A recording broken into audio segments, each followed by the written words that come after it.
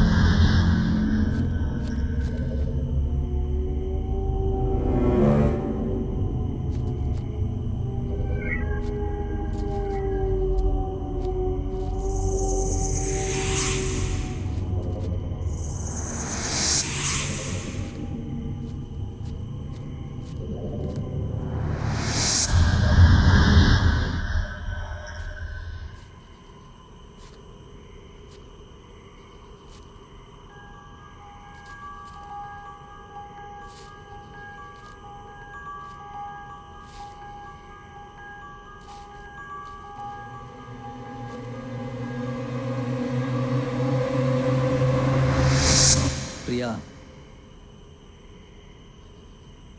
Game over.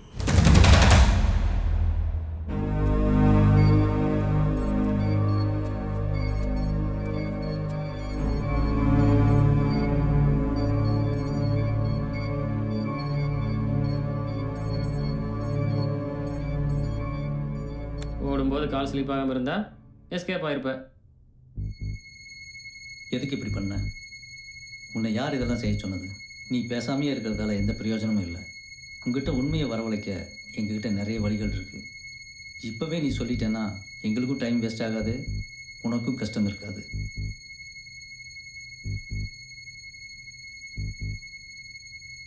என்னடி ஒழுங்கா கேட்ட சொல்லுவானே? உண்மை சொல்றியாடி?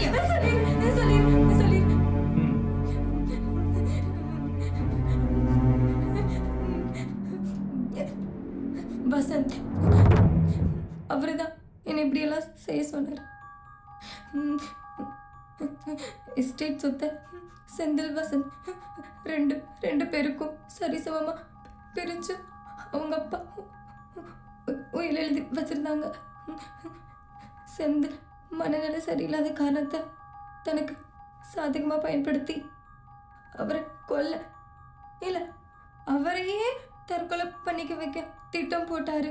அதுக்கு என்ன ஹெல்ப் பண்ண சொன்னாரு, பதிலுக்கு என்ன மேரேஜ் பண்ணிக்கிறேன்னு சொன்னாரு. நானும் அவர் சொன்ன மாதிரி நடந்துக்கிட்டேன். இன்னும் இதில் யாரெல்லாம் சம்மந்தப்பட்டிருக்காங்க? வசந்துக்கும் எனக்கும் தவிர வேற யாருக்கும் தெரியாது. மிஸ்டர் விஜயகுமார், இதை சம்மந்தப்பட்டவங்க யாராக இருந்தாலும் அரெஸ்ட் பண்ணுங்க. இன்னும் எத்தனை நாளில் உங்கள் இன்வெஸ்டிகேஷன் கம்ப்ளீட் ஆகும்? Almost completed sir. Within 2 days முடிஞ்சிடும். May coming sir? Yes, come in.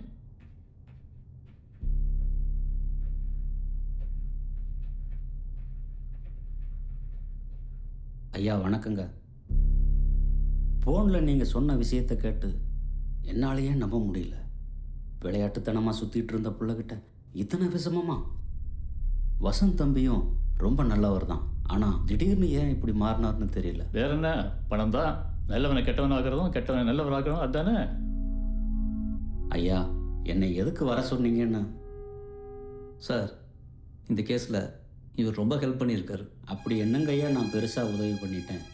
எங்கள் செந்தில் தம்பிக்கு எந்த ஆபத்தும் வரக்கூடாதுன்னு தான் உங்ககிட்ட. இந்த கேஸில் நீங்கள் நிறையாவே ஹெல்ப் பண்ணியிருக்கீங்க, ஆனால் எங்களுக்கு இல்லை, குற்றவாளிக்கு. ஐயா, நீங்கள் என்ன சொல்கிறீங்கன்னு எனக்கு புரியல. இப்போ புரியும்.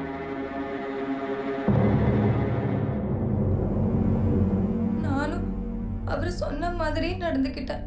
இன்னும் இதில் யாரெல்லாம் சம்மந்தப்பட்டிருக்காங்க? வசந்துக்கும் எனக்கும் தவிர வேற யாருக்கும் தெரியாது.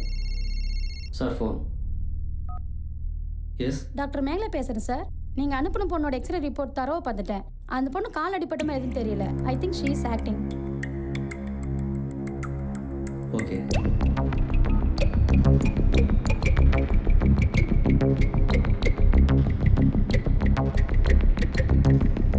Okay sir.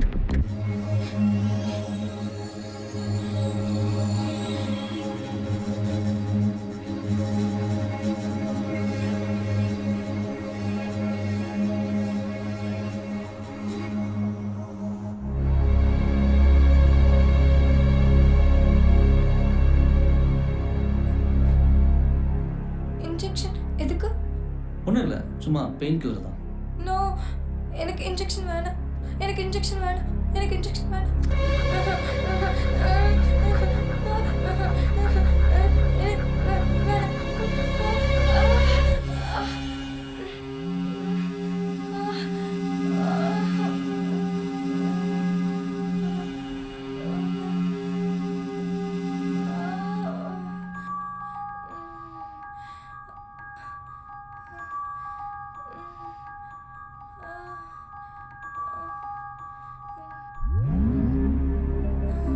Priya, Vasanth marriage பண்ணிட்டா எஸ்டேட்டுக்கு ஓனர் ஆயிடலான்னு தானே இதெல்லாம் பண்ணேன்.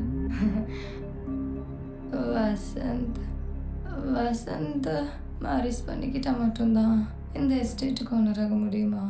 செந்தில மேரேஜ் பண்ணிக்கிட்டா எஸ்டேட்டுக்கு ஓனர் ஆக முடியாதா?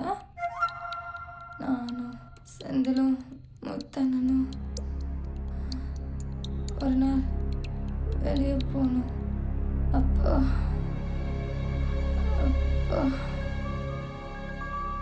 பிரியா, நான் சொல்கிற மாதிரி கேட்பியா? நான் என்ன சொன்னாலும் கேட்பியா? யாருக்கும் சொல்லாத ஒரு விஷயத்த உன்கிட்ட சொல்கிறேன். நான் சொல்கிறத நீ யார்கிட்டயும் சொல்லக்கூடாது.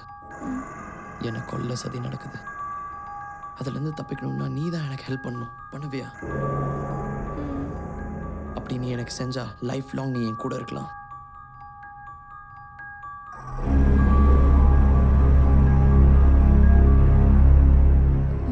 வசந்த மாட்டு விறக்காக தான் செந்தில் முத்தண்ண நாங்கள் 3 பேரும் சேர்ந்து இதெல்லாம் செஞ்சோம்.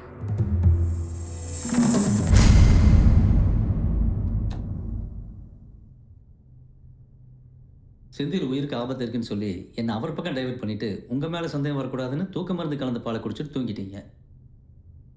இதுக்கு மேலேயும் நீங்கள் உண்மை மறைக்கிறதுல பயன் இல்லை. சொல்லுங்கள்.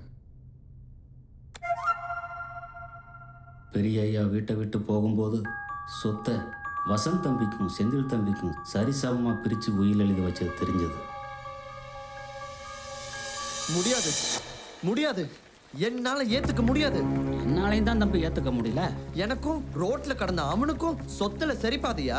அப்பா வீட்டை விட்டு போகும்போது உயில் அப்படி எழுதி வச்சுட்டு போயிட்டாரு. என்ன பண்றது தம்பி? என்ன பண்றதா? கத்தி எடுத்து அவனை ஒரே குத்து குத்திடுவேன். கத்தியில குத்திட்டு நீங்க ஜெயிலுக்கு போயிருவீங்க. பிழைச்சு வந்தா எல்லா சொத்தையும் அவன் அனுபவிக்கிறதா?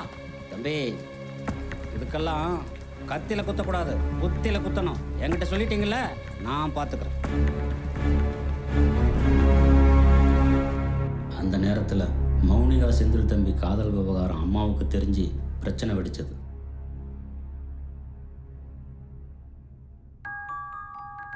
அதையவே எங்களுக்கு சாதகமாக பயன்படுத்திட்டோம்.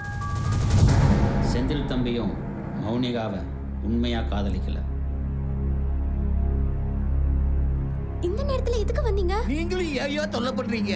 விழிட்டும் ஐயா, நாங்க கண்காணாத இடத்துக்கு எங்கேயாவது போயிடுறோம். உங்களுக்கு அந்த சிரமம் வேண்டான்னு தான் நாங்களே அனுப்பி வைக்க வந்திருக்கோம்.